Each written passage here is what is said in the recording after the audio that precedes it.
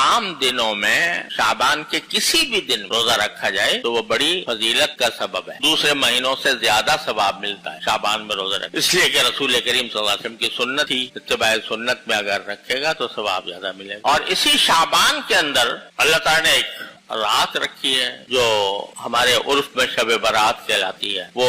شعبان کے بالکل بیچ میں آتی ہے، 14 یا 15 شعبان، 14 اور 15 کے درمیانی رات ہوتی ہے کہ شعبان کا جو مہینہ ہے یہ در حقیقت اپنے آپ کو رمضان کے لیے تیار کرنے کا مہینہ۔ تیار کس طرح کریں؟ تیار اس طرح کریں کہ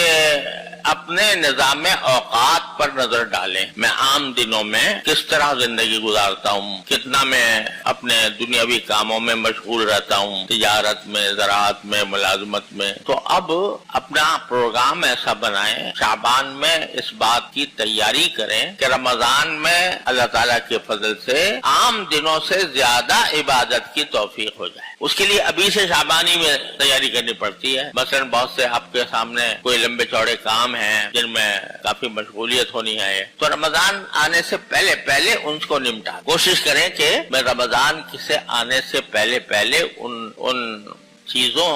یا ان کاموں کو نمٹا دوں جو مجھے فوری طور سے درپیش ہیں، تاکہ رمضان میں میری مصروفیت کم ہو۔ بہت سے لوگ تو ایسے ہوتے ہیں کہ جن کے دن اور رات ان کے اپنے اختیار میں ہوتے ہیں، بھئی میں اگر دن میں چھٹی کرنا چاہوں تو کر سکتا ہوں۔ تو ایسے لوگ تو خاص طور پر کوشش یہ کریں کہ رمضان کے مہینہ دوسری مصروفیات سے اپنے آپ کو کنارہ کش کر کے رمضان کے حقوق ادا کرنے کے لیے تیار، اگر اپنے اختیار میں ہے۔ بھئی اور سارے کام بعد میں دیکھیں گے، رمضان کے اندر تو بس اللہ تعالیٰ کی طرف رجوع کا اہتمام کریں۔ اور بعض ایسے حضرات ہوتے ہیں کہ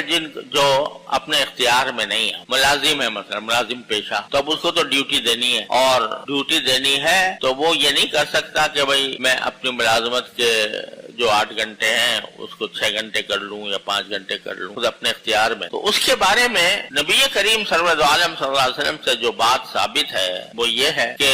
جو ملازم کا جو کہنا چاہیے افسر ہے یا حاکم ہے، اس کو آپ نے ترغیب دی ہے، اس کو یہ کہا ہے کہ بھئی جو تمہارے پاس ملازمت کر رہا ہے تو رمضان کے مہینے میں اس کو ذرا کچھ اس کی رعایت کر لو۔ اور حدیث میں الفاظ یہ ہے کہ من خفف عن مملوکہ فی رمضان خفف اللہ عنہ یوم القیامہ او کما قال صلی اللہ علیہ وسلم۔ اگر کوئی افسر، کوئی حاکم، وہاں آقا کا لفظ ہے، کوئی آقا اپنے ملازم سے، اپنے غلام سے کام کم لے رمضان میں اور اس کے اوپر تخفیف کا معاملہ کرے کہ بھئی اس کے فرائض میں کچھ تخفیف کر دے، اوقات میں کچھ تخفیف کر دے، تو اللہ تعالیٰ قیامت کے دن اس شخص کے ساتھ تخفیف کا معاملہ کر، جیسے تو نے میرے بندے کے لیے رمضان میں تخفیف کی، اس کے اوقات کم کر دیے مثلا، یا بہت زیادہ بوجھ والا کام نہیں ڈالا، تو جب آخرت میں پہنچو گے تو اللہ تبارک و تعالیٰ تمہاری بھی تخفیف کر دیں گے۔ کیا تخفیف کر دیں گے؟ کہ تخفیف کرنے کا معنی یہ ہے کہ گناہوں کا بوجھ لے کر آئے تھے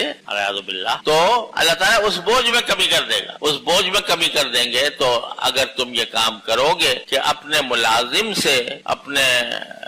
زیر دست سے، اپنے نوکر سے یہ سوچ کر کہ بھئی یہ رمضان کا مہینہ ہے تو اس کو ہم زیادہ سے زیادہ وقت دے دیں کہ یا تو وہ عبادت کرے یا آرام کرے، تو اس کے لیے ہم اس کو زیادہ وقت دے دیں، تو اللہ تبارک و تعالیٰ نے اس کی یہ فضیلت بیان فرمائی کہ تمہارے لیے بھی آخرت میں تخفیف کی جائے۔ تو میں جو کہہ رہا ہوں کہ شعبان میں تیاری کرنی چاہیے رمضان کی، تو اس تیاری کا ایک پہلو یہ بھی ہے کہ جو بڑے بڑے کام ہیں جن میں زیادہ وقت صرف ہوتا ہے ان کو جتنا مؤخر کر سکتے ہوں کر دیں، اور اپنے ملازمین سے، اپنے ماتحتوں سے کام کی تخفیف کر پہلے سے اس کی تیاری کر لیں۔ شعبان کے مہینے میں تیاری کریں گے تو انشاءاللہ ایسا ممکن ہو جائے گا۔ ایک تیاری تو یہ ہے۔ دوسری تیاری یہ ہے کہ اگرچہ ابھی رمضان آیا نہیں لیکن آنے والا ہے، تو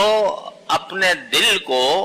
اب رفتہ رفتہ اللہ تعالیٰ کے ذکر کی طرف متوجہ کریں۔ اللہ تعالیٰ کے ذکر جو ہے وہ ایک تو وہ کلمات ہیں جو عام طور سے ذکر سمجھے جاتے ہیں، سبحان اللہ، الحمدللہ، لا الہ الا اللہ، اللہ اکبر، لا حول ولا قوت الا باللہ العلی العظیم۔ اور ویسے ہر وہ کلمہ، ہر وہ بات جو اللہ تبارک و تعالیٰ کی رضا کے لیے کی جا رہی ہو وہ بھی ذکر میں داخل۔ اسی لیے بزرگوں نے فرمایا کل مطیع للہ فہو ذاکر، جو بھی شخص اللہ کی اطاعت میں کوئی کوئی کام کر رہا ہو، چاہے تجارت ہی کیوں نہ ہو، لیکن اس لیے سے کر رہا ہے کہ اللہ تبارک و تعالیٰ کی اطاعت کے ساتھ کروں گا، کسی کو دھوکہ نہیں دوں گا، کسی کے ساتھ بدمعاملگی نہیں کروں گا، خوش اخلاقی کا اختیار کروں گا اللہ کو راضی کرنے کے لیے. تو اب جو تجارت کر رہا ہے بندہ وہ بھی ذاکر ہے. کل مطیع للہ فہو ذاکر. تو اب اپنے آپ کو ذکر کی طرف زیادہ سے زیادہ متوجہ کرنے کی کوشش کریں. تو اس وجہ سے یہ کام تو ابھی سے شروع کر دیں رمضان کی تیاری کے لیے کہ ذکر کثرت سے ہو، اٹھتے بیٹھتے چلتے پھرتے، اور